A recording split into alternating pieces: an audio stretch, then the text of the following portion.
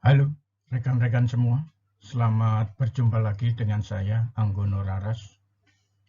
Pada video ini temanya adalah strategi pelanggan dengan multi saluran. Perkembangan teknologi internet mempunyai pengaruh yang kuat dalam bisnis modern. Mereka mampu membuat revolusi bisnis yang tidak terkirakan sebelumnya. Selamat menyaksikan. Pada saat ini, boleh dikatakan monosaluran penjualan sudah tidak ada lagi. Sejak munculnya internet, teknologi internet secara perlahan namun pasti telah menggeser sistem pemasaran yang ada di dunia. Monosaluran adalah pemasaran dengan menggunakan satu saluran pemasaran.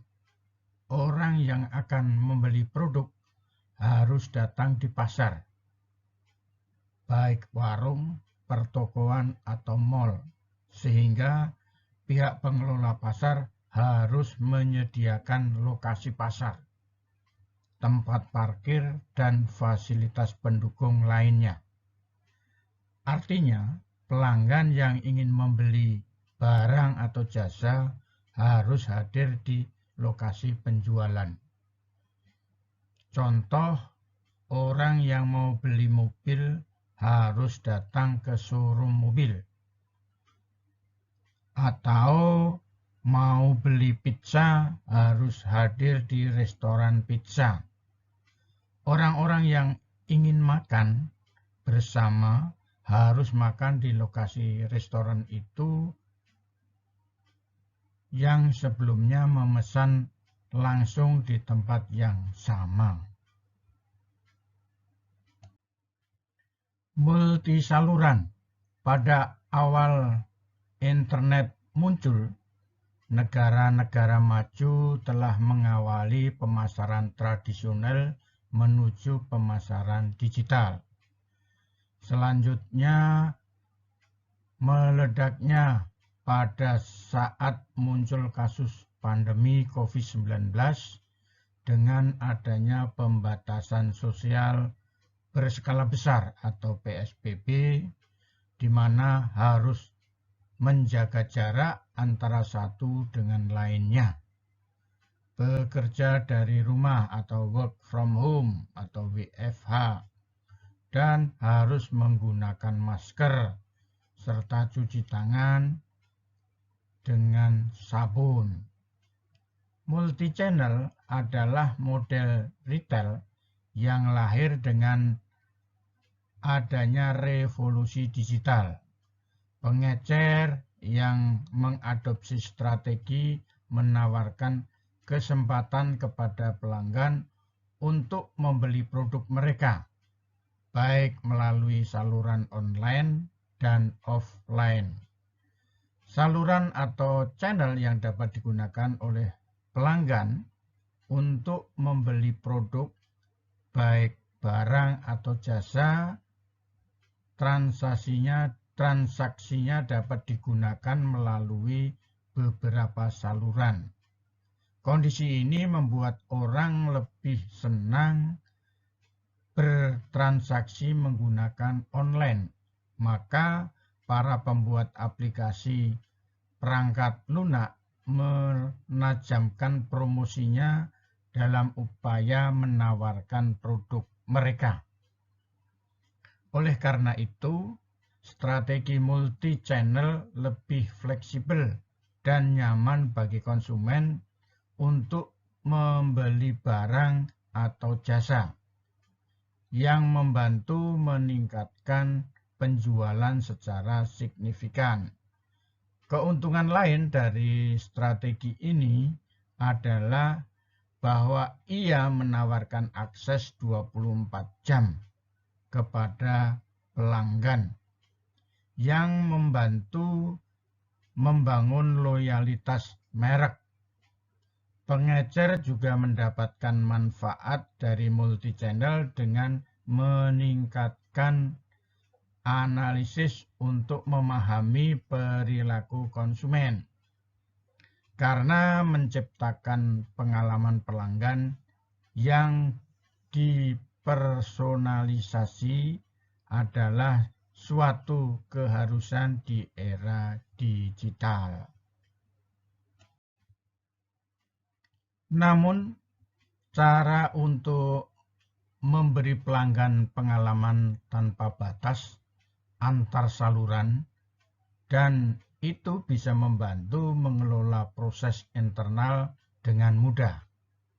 Ketika pelanggan menjadi lebih menuntut, memenuhi harapan mereka melampaui pengembangan infrastruktur pengecer. Menciptakan pengalaman tanpa batas di saluran yang berbeda, sambil memastikan akurasi dan efisiensi hampir mustahil.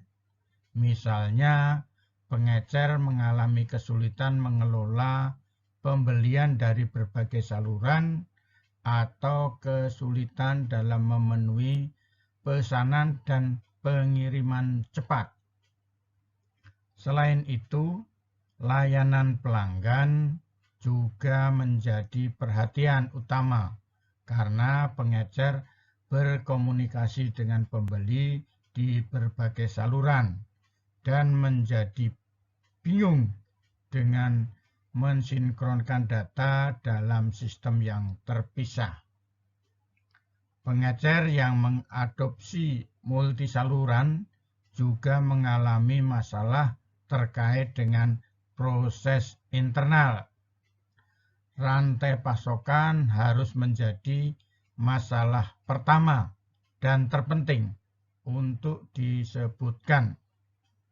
Lebih banyak saluran yang terlibat dalam sistem distribusi membutuhkan lebih banyak gudang yang tersedia dengan akurasi inventaris yang lebih baik. Hal ini menyebabkan kesenjangan antara penawaran dan permintaan yang hampir mustahil untuk ditutup tanpa sistem manajemen terpusat. Selain itu, model bisnis ini juga menyebabkan kesulitan dalam menganalisis pengukuran sambil mengumpulkan data dari saluran terpisah yang mengarah pada strategi yang tidak efisien. Ketika lanskap retail terus berubah dan multi-channel tampaknya mencapai batasnya, di dunia retail telah menggerakkan fase baru yang disebut omni-channel. Model retail ini mengoptimalkan berbagai saluran penjualan dan pada saat yang sama memastikan tingkat integrasi yang tinggi di antara mereka. Omni saluran. Multisaluran adalah strategi konten lintas saluran yang digunakan organisasi untuk meningkatkan pengalaman pengguna mereka dan mendorong hubungan yang lebih baik dengan pemirsa di seluruh titik kontak. Mereka bekerja secara paralel, saluran komunikasi dan sumber daya pendukung dirancang dan diatur untuk bekerja sama. Omnichannel menyiratkan integrasi dan orkestrasi saluran sehingga pengalaman terlibat di semua saluran yang dipilih seseorang untuk digunakan adalah sebagai bahan lebih efisien atau menyenangkan daripada menggunakan saluran tunggal secara terpisah. Pendekatan ini memiliki aplikasi di industri apapun. Contoh telah ada di industri jasa keuangan, kesehatan, pemerintah, retail, dan telekomunikasi.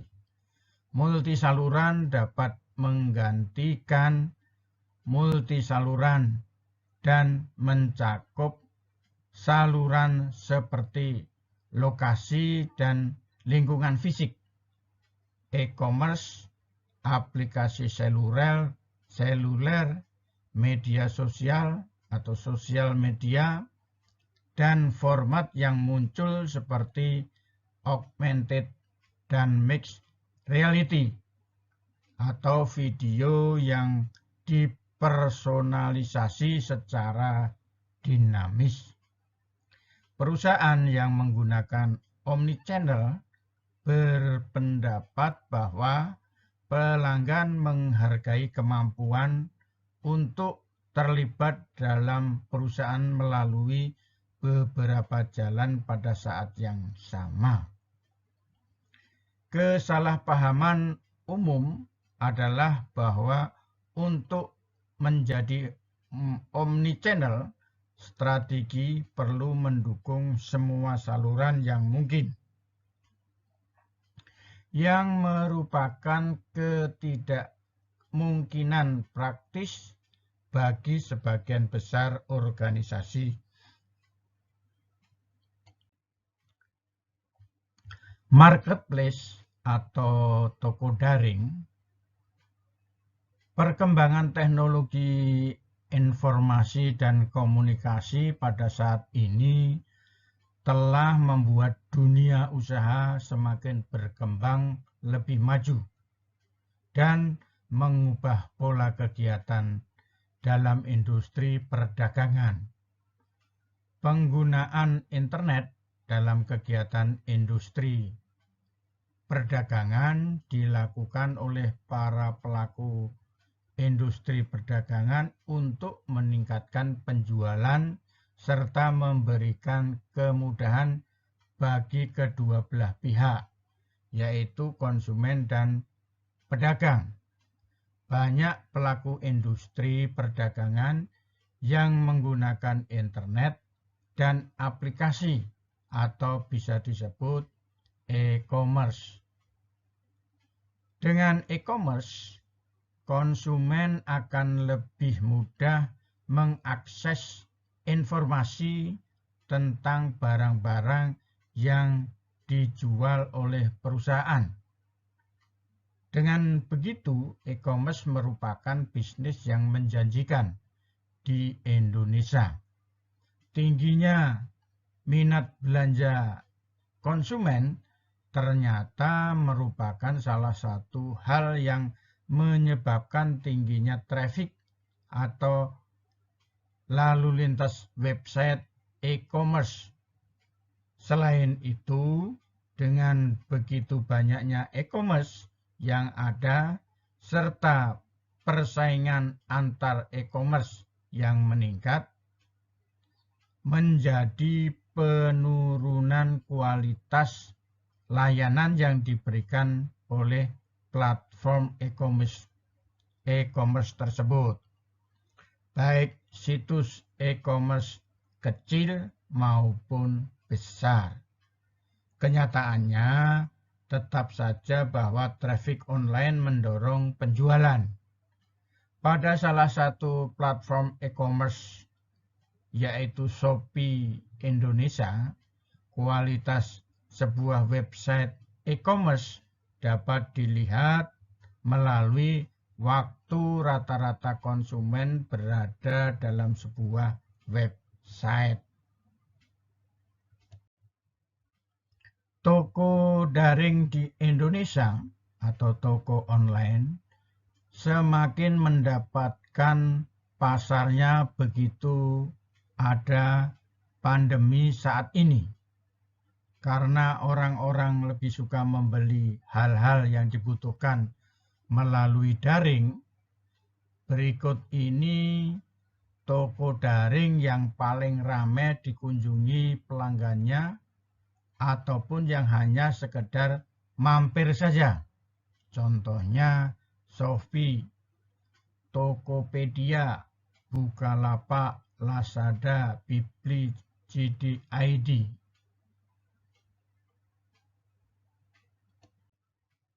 Strategi manajemen pelanggan. Penentuan urutan untuk toko daring didasarkan oleh jumlah pengunjung web bulanan, ranking App Store, ranking Play Store, Twitter, Instagram, Facebook, dan jumlah karyawan. Shopee, daya tarik dari Shopee bagi pelanggannya adalah kelengkapan kategori yang ditawarkan. Di toko daring ini terdapat 24 kategori, antara lain perawatan kecantikan, pakaian pria, sepatu pria, dan lain-lain. Masing-masing kategori terdiri dari banyak subkategori. Kelengkapan kategori yang disediakan oleh toko daring ini, di samping kategori tersebut ada daya tarik yang mendorong para pelanggan. Bila kita browsing di layar official web, Facebook dan LinkedIn, akan memperoleh barang-barang yang harganya murah sampai yang mahal. Shopee mampu melakukan secara optimalisasi dalam memanfaatkan platform daring yang mereka gunakan. Ranking App Store. App Store adalah platform distribusi digital yang dikembangkan dan dikelola oleh Apple Inc. Untuk aplikasi seluler di sistem operasi iOS dan iPad OS-nya, toko ini memungkinkan menggunakan untuk menelusuri dan mengunduh aplikasi yang dikembangkan dengan kit pengembangan perangkat lunak iOS Apple. App dapat diunduh di smartphone iPhone, komputer genggam iPod Touch, atau komputer tablet iPad atau iPad, dan beberapa dapat ditransfer ke smartwatch, Apple Watch, atau Apple TV generasi keempat, atau yang lebih baru sebagai ekstensi app iPhone. App Store dibuka pada tanggal 10 Juli 2008 dengan 500 aplikasi awal yang tersedia. Jumlah aplikasi memuncak di sekitar 2,2 juta pada tahun 2017. Tetapi sedikit menurun selama beberapa tahun ke depan karena Apple memulai proses untuk menghapus aplikasi lama yang tidak berfungsi sebagaimana dimaksud atau yang tidak mengikuti pedoman aplikasi saat ini. Pada tahun 2020, toko ini memiliki sekitar 1,8 juta aplikasi. Sementara Apple menggembar-gemborkan peran App Store dalam menciptakan pekerjaan baru dalam ekonomi aplikasi dan mengklaim telah membayar lebih dari 155 miliar dolar kepada pengembang. App Store juga telah menarik kritik dari pengembang dan regulator pemerintah bahwa ia mengoperasikan monopoli dan bahwa Apple 30% memotong pendapatan dari toko secara berlebihan. Kemudian kita lihat tentang ranking Play Store. Google Play sebelumnya Android Market adalah layanan distribusi digital yang dioperasikan dan dikembangkan oleh Google. Ini berfungsi sebagai toko aplikasi resmi untuk perangkat yang berjalan pada sistem operasi Android bersertifikat Google, memungkinkan pengguna untuk menelusuri dan mengunduh aplikasi yang dikembangkan dengan kit pengembangan perangkat lunak atau SDK Android dan dipublikasikan melalui Google. Google Play juga berfungsi sebagai toko media digital, menawarkan musik, buku, film, dan program televisi. Perusahaan ini sebelumnya menawarkan perangkat keras Google untuk dibeli hingga diperkenalkannya peritel perangkat keras online terpisah. Google Store pada 11 Maret 2015 dan juga menawarkan publikasi berita dan majalah sebelum perubahan Google News pada 15 Mei 2018.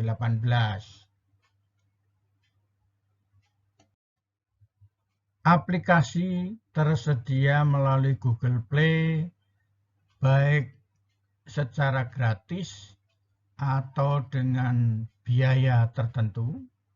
Mereka dapat diunduh langsung di perangkat Android melalui aplikasi seluler Play Store berpemilik atau dengan menerapkan aplikasi di perangkat dari situs web Google Play. Aplikasi yang memanfaatkan kemampuan perangkat keras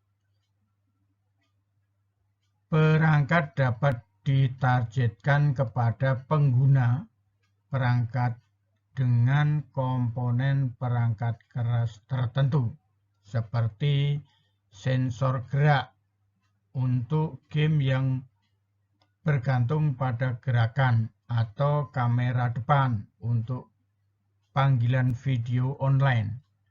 Google Play Store memiliki lebih dari 82 miliar unduhan aplikasi pada tahun 2016. Telah menjangkau lebih dari 3,5 juta aplikasi yang diterbitkan pada tahun 2017.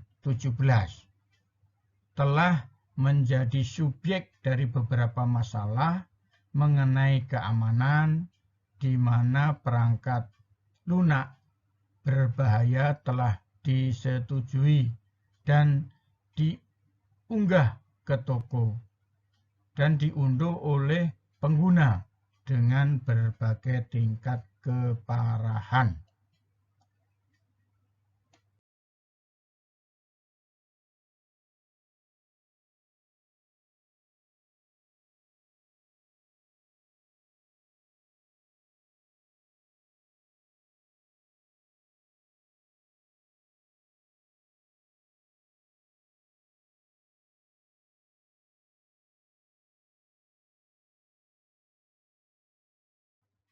Rekan-rekan semua, mari kita lihat sedikit tentang Twitter.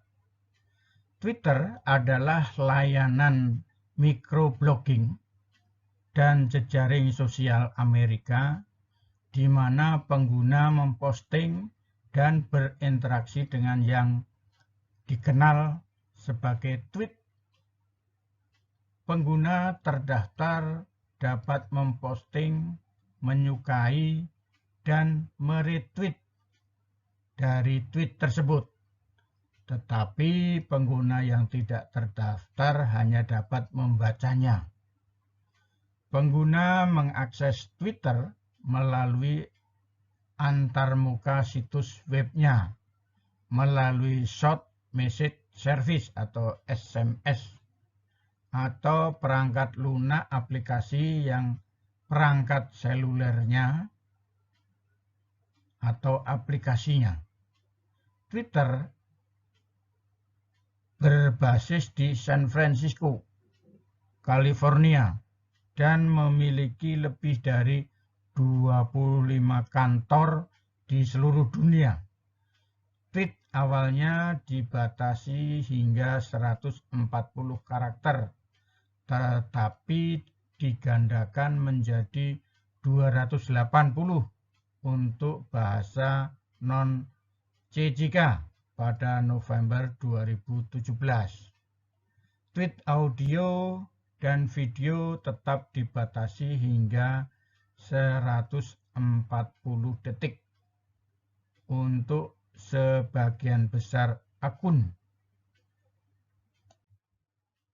Twitter diciptakan oleh Jack Dorsey, Noah Glass, Bistone, dan Evan Williams pada Maret 2006 dan diluncurkan pada bulan Juli tahun itu. Pada tahun 2012, lebih dari 100 juta pengguna memposting 340 juta tweet per hari, dan layanan ini menangani rata-rata 1,6 miliar pencarian per hari. Pada tahun 2013, situs ini adalah salah satu dari 10 situs web yang paling banyak dikunjungi dan telah digambarkan sebagai SMS internet. Pada tahun 2018, Twitter memiliki lebih dari 321 juta pengguna aktif bulanan. Asal-usul Twitter terletak pada sesi brainstorming sepanjang hari yang diadakan oleh anggota Dewan Perusahaan Podcasting Audio, Jack Dorsey, seorang mahasiswa sarjana di New York University, memperkenalkan gagasan seorang individu menggunakan layanan SMS untuk berkomunikasi dengan kelompok kecil.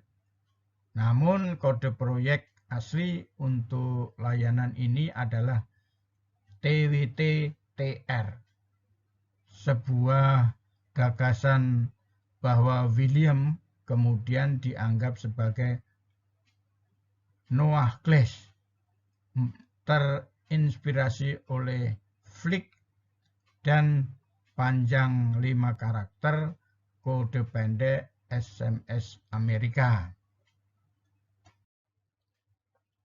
Instagram, umumnya disingkat IG atau Insta, adalah layanan jejaring sosial berbagi foto dan video.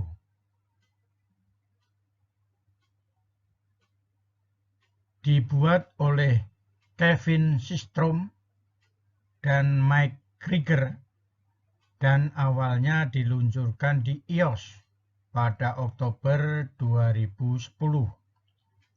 Versi Android dirilis pada bulan April 2012, diikuti oleh antarmuka desktop terbatas pada bulan November 2012.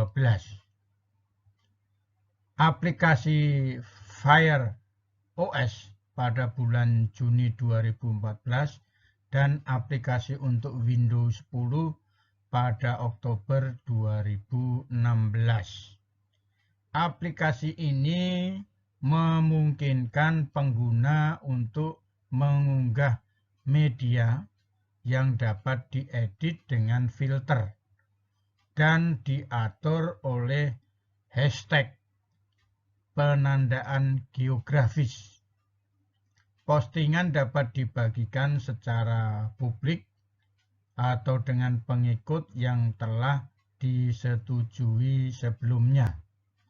Penggunaan dapat menelusuri konten pengguna lain berdasarkan tag dan lokasi serta melihat konten yang sedang tren. Pengguna dapat menyukai foto dan mengikuti pengguna lain untuk menambah konten mereka ke feed. Instagram awalnya dibedakan dengan hanya mengizinkan konten di bingkai dalam rasio aspek persegi 1:1 dengan 640 piksel agar sesuai dengan lebar layar iPhone pada saat itu. Pada tahun 2015, pembatasan ini diringankan dengan peningkatan hingga 1080 piksel. Layanan ini juga menambah fitur perpesanan, kemampuan untuk menyertakan beberapa gambar atau video dalam satu posting, dan fitur story mirip dengan Snapchat oposisi utamanya yang memungkinkan pengguna untuk memposting foto dan video keumpan berurutan dengan setiap posting dapat diakses orang lain selama 20 jam. Hingga Januari 2019, fitur story digunakan oleh 500 juta pengguna setiap harinya.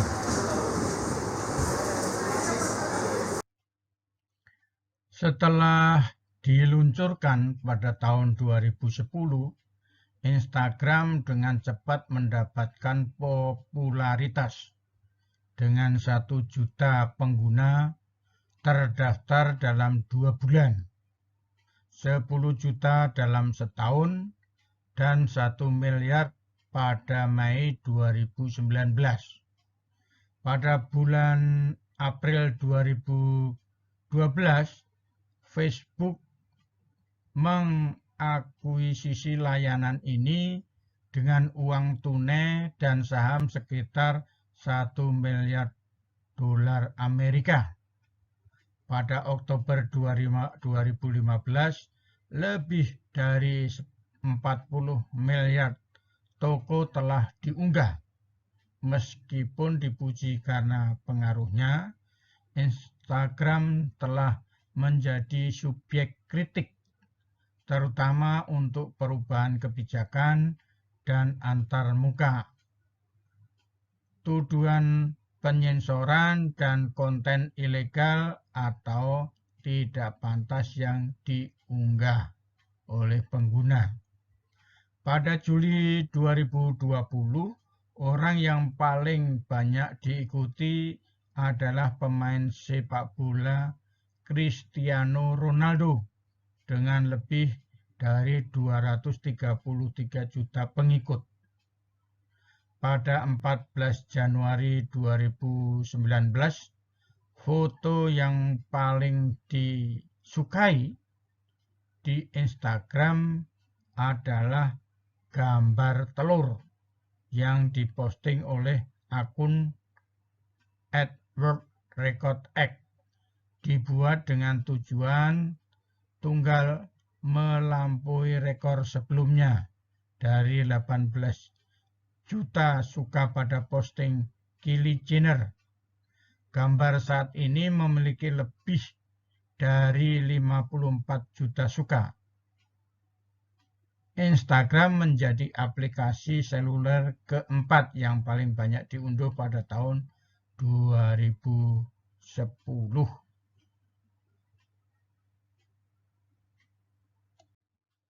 Rekan-rekan semua, mari kita lihat tentang Facebook. Facebook ini adalah sebuah layanan jejaring sosial berkantor pusat di Menlo Park, California, Amerika Serikat, yang diluncurkan pada bulan Februari 2004. Per September 2012, Facebook memiliki lebih dari 1 miliar pengguna aktif. Lebih dari separuhnya menggunakan telepon genggam. Pengguna harus mendaftarkan sebelum dapat menggunakan situs ini. Setelah itu, pengguna dapat membuat profil pribadi, menambah pengguna lain sebagai teman, dan bertukar pesan, termasuk pemberitahuan otomatis ketika mereka memperbarui profilnya. Selain itu, pengguna dapat bergabung dengan grup pengguna dengan ketertarikan yang sama. Diurutkan berdasarkan tempat kerja, sekolah atau perguruan tinggi, atau ciri khas lainnya, dengan mengelompokkan teman-teman mereka ke dalam daftar seperti rekan kerja atau teman dekat. Facebook didirikan oleh Mark Zuckerberg bersama teman sekamarnya dan sesama mahasiswa Universitas Harvard, Eduardo Severin, Andre, Dustin, dan Chris. Keanggotaan situs web ini awalnya terbatas untuk mahasiswa Harvard. Kemudian diperluas ke perguruan tinggi lain di Boston, Ivy League, dan Universitas Stanford. Situs ini secara perlahan membuka diri kepada mahasiswa di universitas lain sebelum dibuka untuk siswa sekolah menengah atas, dan akhirnya untuk setiap orang yang berusia minimal 13 tahun. Meski begitu, menurut survei Consumer Report bulan Mei 2011, ada 7,5 juta anak di bawah usia 13 tahun yang memiliki akun Facebook, dan 5 juta lainnya di bawah 10 tahun, sehingga melanggar persyaratan layanan situs ini. Jumlah karyawan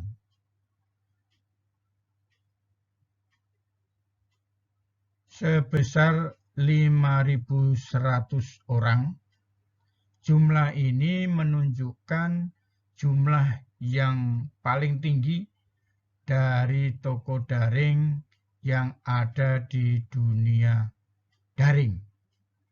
Facebook didukung orang yang mempunyai akun sebanyak 17.481.400 orang.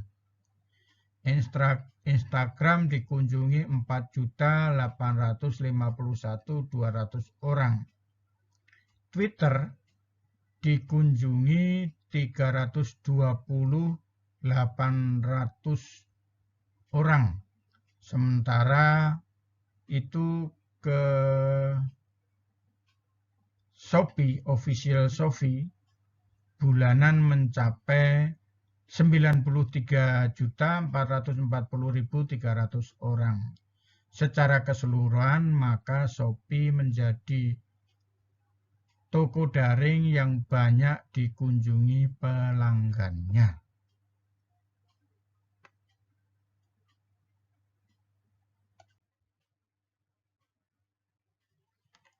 Jangan lupa subscribe dan terima kasih. Semoga sukses ya.